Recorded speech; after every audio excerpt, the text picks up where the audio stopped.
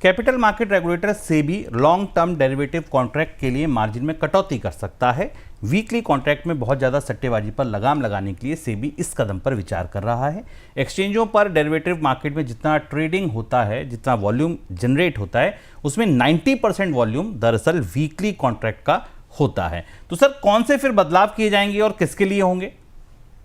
Derivatives market में बदलावों का दूसरा दौर शुरू हो रहा है। सेबी को यह समझ में आया है कि डेरिवेटिव्स को रोकने या बंद करने से बेहतर है कि लॉन्ग टर्म डेरिवेटिव्स को बढ़ावा दिया जाए, क्योंकि अब एसआईएफ भी आ गए, म्यूचुअल फंड्स का भी एक हिस्सा जो पैसा उसमें रखा जाएगा उसका पैसा भी डेरिवेटिव्स में लगाया जाएगा। तो सेबी दो काम करने वाली है। लॉन्ग टर्म कॉन्ट्रैक्ट में मार्जिन की रिक्वायरमेंट को कम करेगी, यानी सस्ते होंगे वो, तो जो इंस्टीट्यूशनल हेजर्स हैं, जो इंस्टीट्यूशनल इन्वेस्टर्स हैं, वो लॉन्ग टर्म मार्जिन में काम करना शुरू करेंगे और जरूरतें भी इससे आसान होगी। दूसरा है कि एक्सट्रीम लॉस मार्जिन जो सबसे ज्यादा चुनौतीपूर्ण है, उसको कम करने का प्रस्ताव है। यही वो मार्जिन था जिस वजह से लंबी पोजीशंस बाजार में खड़ी नहीं हो पाती थी। चुनौती यह है कि मल्टी मंथ एंडिंग जो एफ&ओ कॉन्ट्रैक्ट है, उन पर मार्जिन की लागत वास्तव में ऊंची है और साप्ताहिक और मासिक पर में ज्यादा प्रतिस्पर्धा है, तो उसे रोकने के लिए सेबी को ऐसा करने की जरूरत पड़ रही है और इससे मार्केट में स्थिरता आएगी और थोड़ा रिटेल को जो नुकसान होता है वो रुकेगा। संकेत यह है कि साप्ताहिक कॉन्ट्रैक्ट पर कोई रोक का फिलहाल इरादा नहीं है। हालांकि माना जा रहा था कि जेन स्ट्रीट के घोटाले के बाद सेबी कुछ ऐसा करेगी कि वीकली कॉन्ट्रैक्ट रोके जाएं, लेकिन ऐसा अभी नहीं लग रहा है। चलिए, और अगर देखिए एफ&ओ बाजार में जो बदलाव हो रहे हैं, ये आपकी ट्रेडिंग को कैसे प्रभावित करेंगे, या आप ट्रेडिंग को और बेहतर तरीके से कैसे कर सकते हैं, ओपन इंटरेस्ट कैसे समझें, वॉल्यूम्स कैसे समझें, तमाम चीज़ें आपके मन में अगर सवाल हैं तो 22 तारीख वाला वेबिनार अब कुछ ही घंटे दूर है। रजिस्ट्रेशन नहीं किया है तत्काल कर लीजिए और इस वेबिनार से जुड़िए। तो जो भी आपके ये जो नए बदलाव भी सेबी के आ रहे हैं, इनसे जुड़े सवाल भी अगर आपके हैं तो आप पूछ सकते हैं। देश के 2 दिग्गज एक्सपर्ट हमारे साथ जुड़ेंगे और आपको इसके बारे में बताएंगे। बजट को लेकर बैंकों और एनबीएफसी ने सरकार के पास अपनी मांगें रखी हैं। बैंकों ने कहा है कि कम लागत वाले डिपॉजिट को बढ़ावा देने के लिए बजट में टैक्स छूट का प्रावधान हो। इसके अलावा ऊंची लागत वाली बीमा पॉलिसी भी टैक्स छूट की मांग के दायरे में आए। साथ में एनबीएफसी के लिए डेडिकेटेड रीफाइनेंस विंडो शुरू करने की भी मांग रखी गई है। सर, बैंक बजट से क्या चाहते हैं, उनकी परेशानियां क्या हैं जो ये अलग अलग मांगे अभी से आ रही हैं?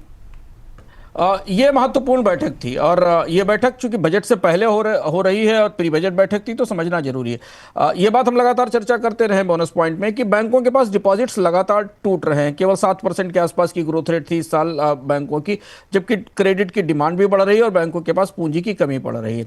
तो बैंक पिछले बजट से पहले भी ये मांग कर रहे थे। इस बार उन्होंने बहुत स्ट्रक्चर्ड ढंग से वित्त मंत्री के सामने ये मांग रखी है कि अगर बैंक की बचत पर टैक्स की रियायत नहीं दी गई तो जो पैसा है वो निकलकर वित्तीय सेवाओं में जाता रहेगा और उनका कासा प्रभावित होता रहेगा, उनके पास पूंजी की कमी है। तो इसलिए बैंकों ने 2-3 प्रस्ताव रखे हैं, जिनमें से कुछ प्रस्ताव शायद मंजूर भी हो सकते हैं बजट के आसपास और स्थिति स्पष्ट होगी।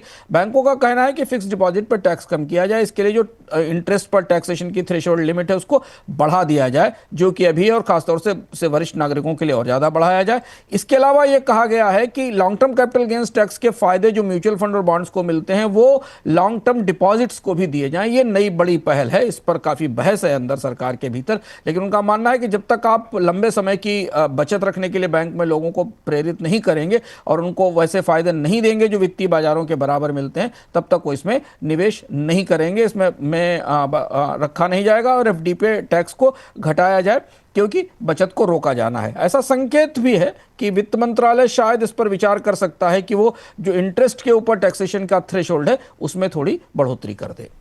सर, दूसरी तरफ एनबीएफसी हैं, उनकी क्या सरकार से डिमांड है? एनबीएफसीज की शिकायत यह है कि इतना बड़ा सेक्टर, इतना पुराना सेक्टर हो गया भारत में, लेकिन इनके लिए कोई भी डेडिकेटेड लेंडिंग विंडो नहीं है।